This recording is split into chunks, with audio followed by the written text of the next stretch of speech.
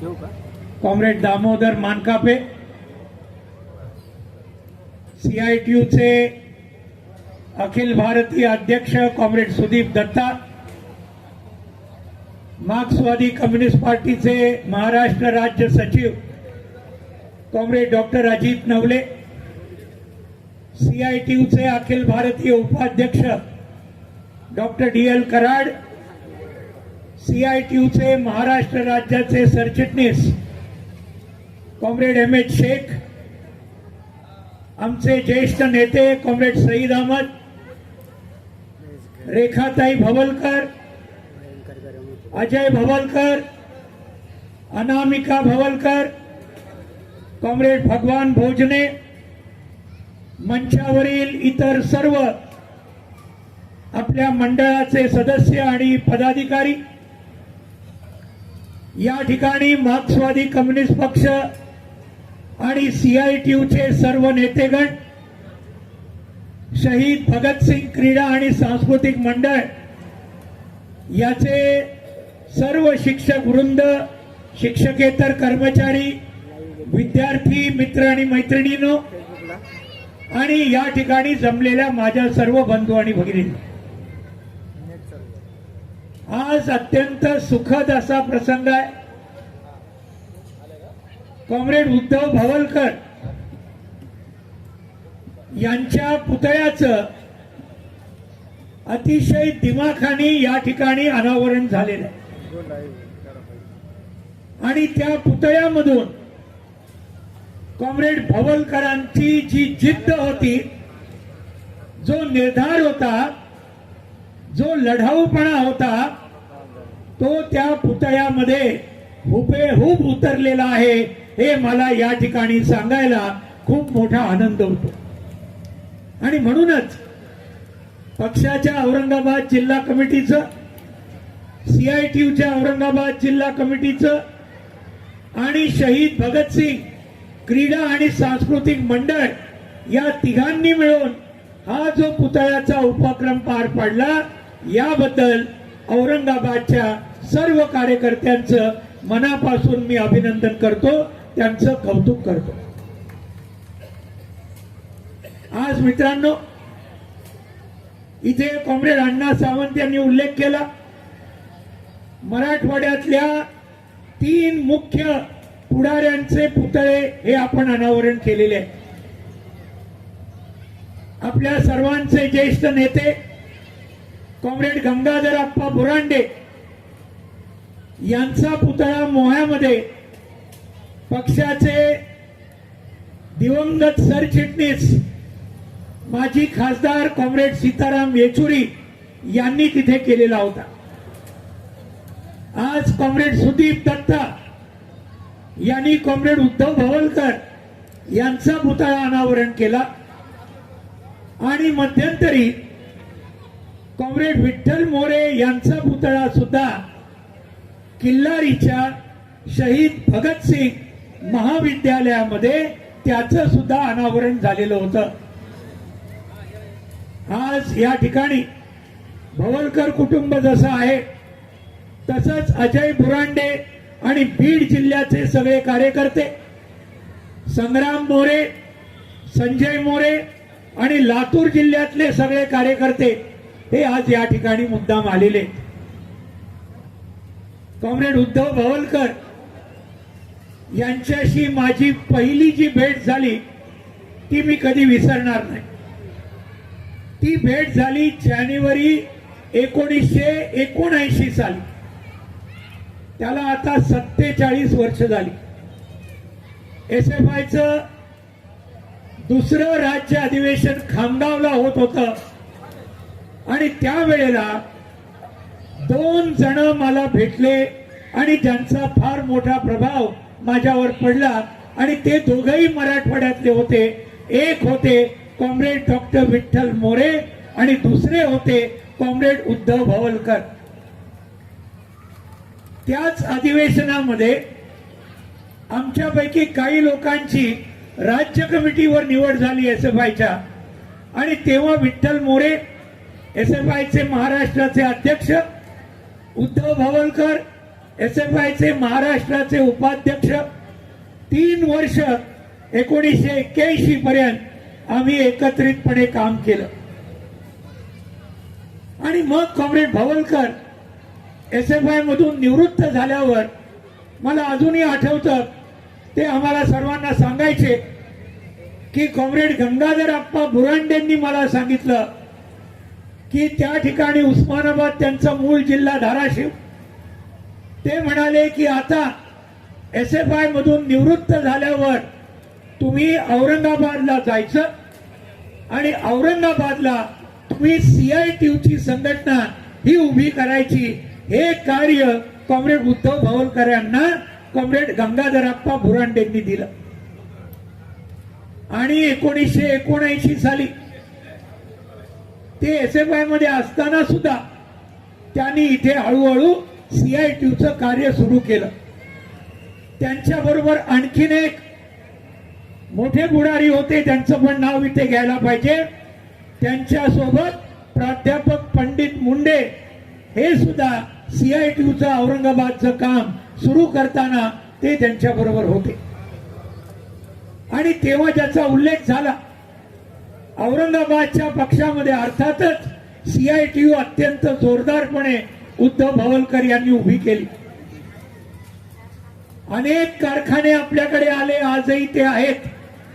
मोठमोठे लढे झाले आणि ज्याचा उल्लेख झाला कॉम्रेड भवलकरांवर 26 नोव्हेंबर 1987 साली प्राणघातक हल्ला झाला. आम्हाला कळल्यावर मला आठवतं, लगेच 2 दिवसामध्ये मी स्वतः औरंगाबादला आलो. हॉस्पिटलमध्ये कॉम्रेड भवलकरांना भेटलो. अतिशय काळजी अशी करण्यासारखी अवस्था होती, पण त्यात सुद्धा त्यांचा लढाऊपणा दिसला. कॉम्रेड भवलकरांनी मृत्यूशी सुद्धा झुंज दिली आणि त्यावेळेला ते विजयी झाले. ही पण गोष्ट आपण लक्षात ठेवायला पाहिजे.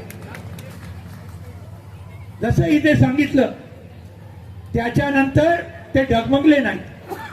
सातत्याने आपलं कार्य CITU मध्ये पार्टीमध्ये सुरू ठेवलं. आणि ते कार्य करताना ज्याच्याबद्दल अजित नवलेंनी सांगितलं की हे रचनात्मक कार्य, शहीद भगतसिंग क्रीडा आणि सांस्कृतिक मंडळ, 4 शाळा या भागात औरंगाबादमध्ये, 2 शाळा जालन्यामध्ये, हे सगळं हे त्या ठिकाणी या संबंध टीमनी शहीद भगतसिंग क्रीडा आणि सांस्कृतिक मंडळाच्या संचानी या ठिकाणी उभं केलं. मला वाटतं हे खूप महत्वाचं असं कार्य आहे. मी आपल्याला सांगेन, मध्ये आपल्याला विचारलं होतं केंद्राकडून, तुम्ही महाराष्ट्रामध्ये किती शाळा, किती कॉलेज, किती वसतिगृह, किती आश्रमशाळा चालवता, आणि तेव्हा आम्ही सगळी माहिती काढली महाराष्ट्राची. असं लक्षात आलं 58 शाळा, कॉलेज, वसतिगृह, आश्रमशाळा हे आपण लाल बावट्याच्या नेतृत्वाखाली महाराष्ट्राच्या अनेक जिल्ह्यामध्ये आपण चालवतोय. आणि याच्यामध्ये पुढाकार घेणारे comrade Shamrao Parulekar, comrade Godavari Parulekar, comrade Gangadharappa Burande, हे सगळ्यांनी याच्यामध्ये पुढाकार घेतला. आणि आज या जेव्हा आपण शाळा चालवतो, कॉलेज चालवतो, त्यावेळेला आपल्याला सुद्धा ही गोष्ट लक्षात ठेवली पाहिजे. याचे जे संस्थापक होते कॉम्रेड भवलकरांसहित बाकीचे अनेक ज्यांनी याच्यामध्ये पुढाकार घेतला आणि हे रचनात्मक कार्य केलं, आपल्याला हे सुद्धा लक्षात ठेवलं पाहिजे की हे जे मार्क्सवादी विचार होते, प्रगतिशील विचार होते, धर्मनिरपेक्ष विचार होते, लोकशाहीवादी विचार होते, सामाजिक न्यायाचे हे विचार होते, हे सुद्धा लोकांपर्यंत आणि आपल्या विद्यार्थ्यांपर्यंत, आपल्या शिक्षकांपर्यंत सातत्याने घेऊन गेलं पाहिजे. आणि त्याच्यामध्ये जर कुठे कमजोरी राहत असेल तर ती आपल्याला लवकरात लवकर दूर करण्याची नितांत गरज आहे. आणि याकडे डोळ्यात तेल घालून आपल्या सगळ्या संस्था चालवणाऱ्या सगळ्यांनी हे करण्याची नितांत गरज आहे। या प्रत्येक शाळेत आणि प्रत्येक महाविद्यालयामध्ये SFI ची शाखा का नको? स्टुडंट फेडरेशन ऑफ इंडिया ही जर मूळ संघटना ही जर आपल्या शिक्षण संस्थांमध्ये नसली, तिथून जर कार्यकर्ते आपण तयार केले नाहीत, महाराष्ट्र विद्यालय मोहा याच्यामधून असे अनेक कार्यकर्ते हे आपण त्यावेळेला निर्माण केले, आजही आपण करतोय। डॉक्टर DL कराड हे त्याच शिक्षण संस्थेमधून हे तेव्हा पास झाले आणि त्याच्यामधून आपल्या या संबंध लाल बावट्याच्या चळवळीमध्ये आले। तलासरीमध्ये अनेक कार्यकर्ते त्या चळवळीमधून आले आणि आज ते त्या ठिकाणी पार्टीचे नेते हे तिथे झालेले आहेत। सगळीकडे अशा तऱ्हेचे प्रयत्न अत्यंत जाणीवपूर्वक व्हायला पाहिजे, हे अत्यंत नितांत गरजेचं आहे। आणि या बाबतीमध्ये मला एकच गोष्ट, दोनच मुद्दे सांगायचे आणि संपवायचे। कॉम्रेड भवलकर त्यावेळेच्या ज्या आव्हानांच्या विरुद्ध प्रचंड नेटाने लढले, कामगार चळवळ असेल, शेतकरी चळवळ असेल, मराठवाड्यामध्ये अनेक ठिकाणी CITUची उभारणी असेल, अनेक ठिकाणी वेगवेगळ्या संघटनांना चालना देण्याचं काम असेल, हे सगळं ज्या आव्हानात्मक काळात त्यांनी केलं, आज 6 वर्षानंतर तो काळ जास्त कठीण झालेला आहे, जास्त बिकट झालेला आहे। आणि आज ज्या कामगार वर्गासाठी ते करतायत, त्या कामगार वर्गावर नरेंद्र मोदींच्या सरकारने कदाचित 1 एप्रिल पासून माहित नाही काय, पण आज त्या कामगार वर्गाला संबंध मालकांचं गुलाम करणारे हे 4 श्रम संहिता हे आज आणले जात आहेत। 29 कामगार कायदे ब्रिटिशांच्या विरोधातल्या लढ्यापासून, काँग्रेस सरकारच्या विरुद्ध लढ्यापासून जे आपण त्या ठिकाणी जिंकून मिळवले, एका सहीच्या फटकाऱ्यानिशी मोदी सरकारने सगळे कायदे रद्द केले आणि त्याच्या जागी 4 श्रम संहिता त्या कामगार वर्गाच्या मुसक्या बांधणाऱ्या अशा तऱ्हेचा आज ते आणताय। खासगीकरण सर्व क्षेत्रामध्ये आज चाललेलं आहे। विजेचं क्षेत्र आमचे सुदीप दत्त त्याच्यामध्ये अत्यंत प्रवीण आहे, त्यांना माहिती आहे पूर्ण त्याची संबंध। आता विजेचं हे बिल येत आहे पार्लमेंटमध्ये, म्हणजे सगळं विजेचा हे पूर्ण धंदा या मोठमोठ्या अदानी, अंबानी आणि इतर बाकी या सगळ्या कॉर्पोरेट यांच्याकडे जाणार आहे। स्मार्ट मीटर बसवायला सुरू झालेली आहे, प्रचंड मोठी बिलं येत आहेत, घरची बिलं असतील, शेतकऱ्यांची असतील, दुकानांची असतील, सगळीकडे आज विजेची बिलं। युद्धामुळे गॅसचं काय चाललेलं आहे हे आपल्याला माहिती आहे, म्हणून हे सगळे धंदे आणि सर्वात वाईट ज्याचा परिणाम कामगार वर्गावर होतोय, शेतकरी वर्गावर होतोय, शेतमजुरांवर होतोय, एवढंच नाही, छोटे छोटे कारखाने त्यांच्या मालकांवर सुद्धा भयानक परिणाम होतोय। आणि तो म्हणजे कुठला? भारत अमेरिका व्यापार करार। या करारामध्ये आज डिटेल सांगण्याची ही वेळ नाही, पण एवढंच सांगेन, या भारत अमेरिका व्यापार करारामध्ये नरेंद्र मोदी यांनी डोनाल्ड ट्रम्पच्या समोर, अमेरिकेच्या समोर सपशेल शरणागती पत्करलेली आहे, याच्याबद्दल ते मात्र शंका नाही। म्हणून मी अनेकदा म्हटलेलं आहे की आज नरेंद्रचा मतलब सरेंडर झालेला आहे।